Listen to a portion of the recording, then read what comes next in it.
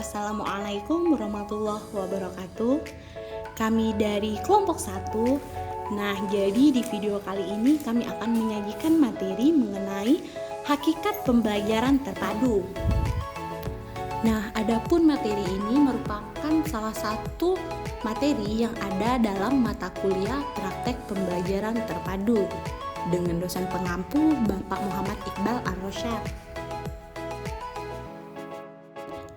Nah, kalian tahu nggak sih bahwa pembelajaran terpadu ini digagas oleh John Dewey, di mana John Dewey berpendapat bahwa pembelajaran terpadu itu sebagai usaha untuk mengintegrasikan perkembangan dan pertumbuhan peserta didik dan kemampuan pengetahuannya. Selain itu, ada beberapa pendapat pendukung mengenai definisi dari pembelajaran terpadu itu sendiri. Yang pertama, di mana pembelajaran terpadu dapat didefinisikan sebagai kegiatan mengajar dengan memadukan materi dan beberapa mata pelajaran ke dalam satu tema. Lalu yang kedua, pendekatan pembelajaran yang melibatkan beberapa bidang studi untuk memberikan pengalaman bermakna kepada peserta didik.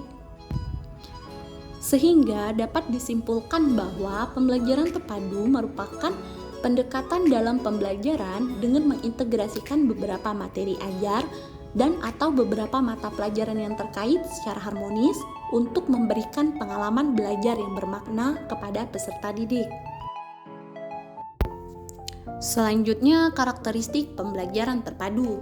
Yang pertama, pembelajaran berpusat pada peserta didik. Kedua, menekankan pada pemahaman dan kebermaknaan. Ketiga, belajar melalui pengalaman langsung, di mana lebih memperhatikan proses daripada hasil. Lalu, tujuan pembelajaran terpadu. Pertama, meningkatkan pemahaman konsep yang dipelajarinya secara lebih bermakna. Yang kedua, mengembangkan keterampilan menemukan, mengolah, dan memanfaatkan informasi. Lalu yang terakhir, menumbuh kembangkan sikap positif, kebiasaan baik, dan nilai-nilai luhur yang diperlukan dalam kehidupan.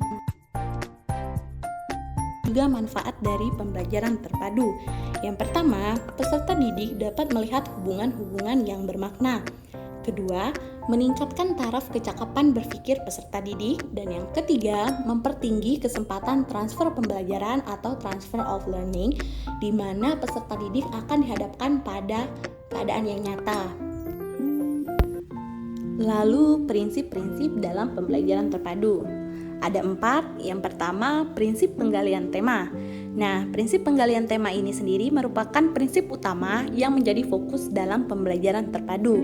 Artinya, tema-tema yang saling tumpang tindih dan ada keterkaitan menjadi target utama dalam pembelajaran. Lalu yang kedua, prinsip pengelolaan pembelajaran. Di sini maksudnya, pengelolaan pembelajaran dapat optimal apabila guru mampu menempatkan dirinya dalam keseluruhan proses. Artinya, guru harus menempatkan diri sebagai fasilitator dan mediator dalam proses pembelajaran. Ketiga, prinsip evaluasi. Evaluasi pada dasarnya menjadi fokus dalam setiap kegiatan. Bagaimana suatu kerja dapat diketahui hasilnya apabila tidak dilakukan evaluasi, bukan? Lalu, terakhir yang keempat, prinsip reaksi.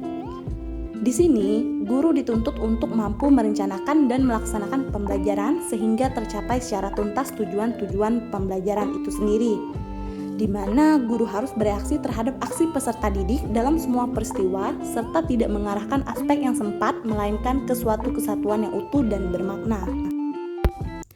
Terakhir, kita akan membahas mengenai kelebihan dan kelemahan pembelajaran terpadu.